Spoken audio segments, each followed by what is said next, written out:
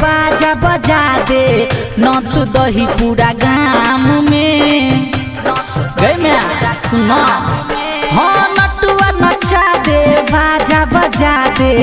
नत दही पूरा गाम में मुरन हमर करा दे गे mummy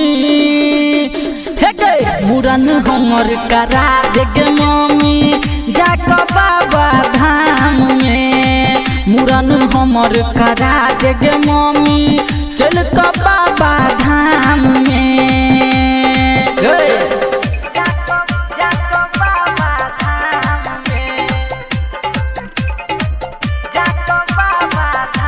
Rupam recording studio Jiwa Chowk Madhubani. Music by DJ Umesh हाँ बढ़ई उमर हमर केसना महार गे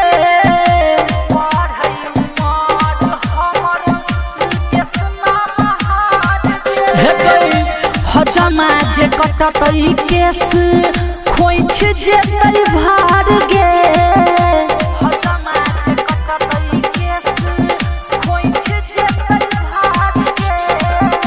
हजमा जे कटतई केस खोइछ जेतई भार गे हाँ गाँव से मामा मामी एतई नाच हेतई शाम में हाँ गाँव से मौसा मौसी एतई नाच हेतई शाम में मुरन हमर करा दे गे मम्मी हे गे मुरन हमर करा दे गे मम्मी जाके बाबा धाम में केस हमर कटा दे गे मम्मी जाके बाबा धाम में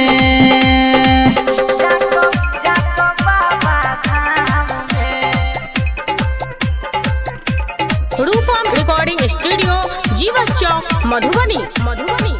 केस हमर कटा दे गे mummy music by DJ Umesh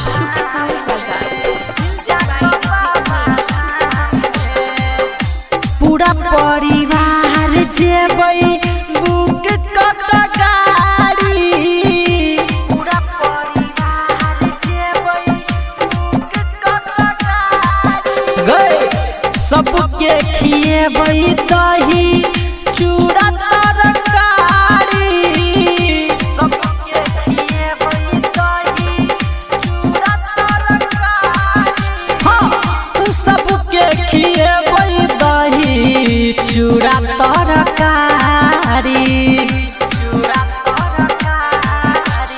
writer आज तारू पमुनई फंसतै कोनो जाम में गए में हाँ राइटर आज तारू पमुनई फंसतै कोनो जाम में मुरन तू करा दे गे मम्मी